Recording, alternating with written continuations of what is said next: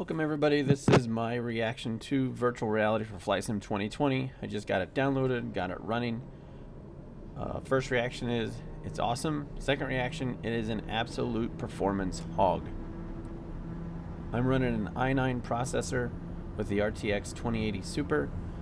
Normally I run Flight Sim 2020 in Ultra in every single category. I tried that on here and it just won't do it. I had to put everything back down to, I believe, high to get it to be halfway presentable. Occasionally I would peek up and look at the monitor. Everything on the monitor was clear, but in the VR headset it wasn't as clear and it was very choppy at times. But once I dialed the graphics down a little bit, it seemed to work a lot better.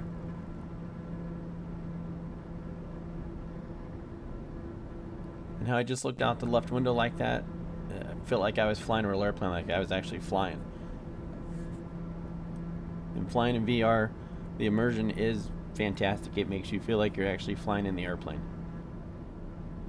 And another cool thing with VR, just to kind of show the effect, is you can stick your head out the window. You can actually get up if you have room and walk out to the wingtip. But it was just cool to look straight down and get that sense of motion.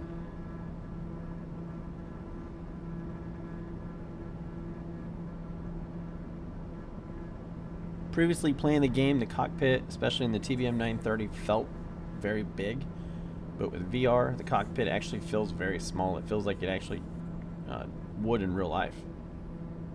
Although I haven't flown a TBM 930, I have sat in a TBM 940 and some others, and it felt pretty close to the real thing. And just like in real life, if you can't see a screen, you just move closer to it and it comes into view. I was able to move my head forward like this and look straight down at the yoke, and it looked like a yoke would look. I thought that was very cool with VR. I've played other VR games and they've done similar things, but the quality on this is much better.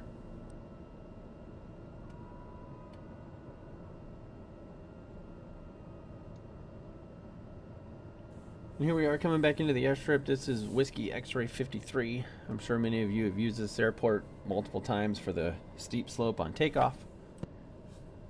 And I can say the immersion in VR, after landing, coming up on that big slope at the end of the runway, it made that slope feel a lot bigger than what it does on a flat screen. So that in and of itself is pretty cool.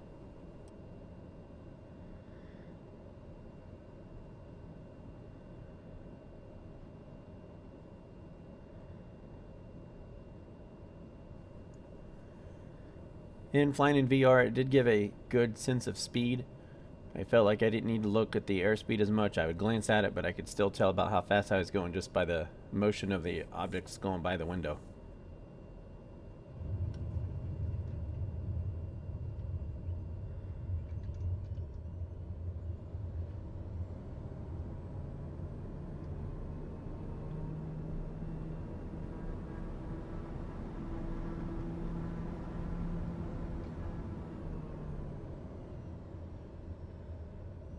Another thing that was very cool was while taxiing around, you can see I'm looking around just the way I would in a real airplane.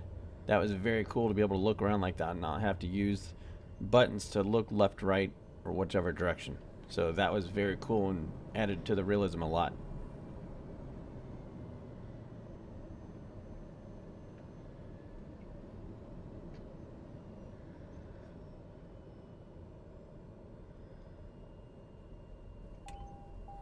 The switches on the overhead panel were a lot closer than what they looked. They actually felt like you could reach up and touch them. You couldn't, you had to use the mouse, but it actually feels like you're in the airplane, that you do want to reach up and touch stuff or reach out and touch stuff. There were multiple times before I started recording that I saw the yoke and I actually put my left hand up to grab for the yoke, and then it wasn't there, obviously. So it does make you feel like you're inside the airplane.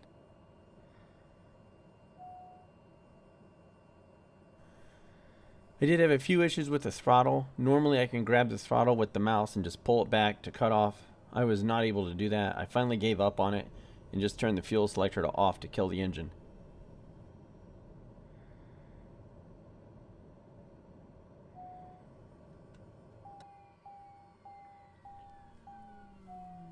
And once I get everything shut down, I wanted to try something out. I wanted to see if I could actually get up and walk around the airplane.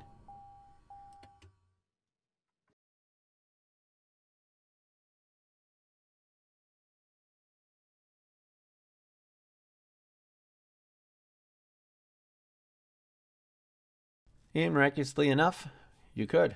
I got up, I stood out of my chair right there, walked towards the back, and I could move all around the airplane. I could even stick my head straight up through the top of the airplane and look back at the tail.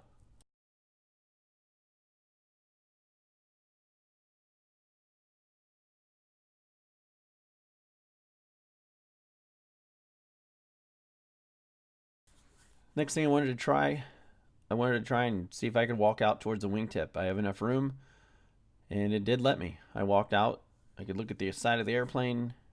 I could look at the front of it. I could look anywhere. If you had enough room in a basement or wherever you're playing, you'd be able to do a complete walk around if you really wanted to. So my overall opinion of VR for Flight Sim 2020, was it worth the wait? Yes.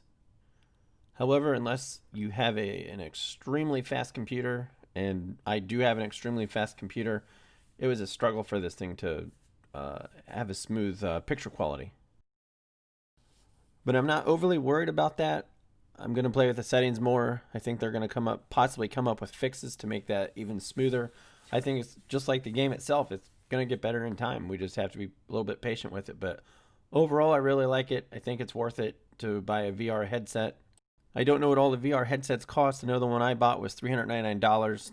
The price just dropped down. I believe now it's like $299. And I have the Oculus Rift S. So that's pretty much it. Thanks for watching. If you don't have VR and you can get one, I hope you can. I think you'll really enjoy it. It just adds a whole nother dimension to Flight Sim 2020.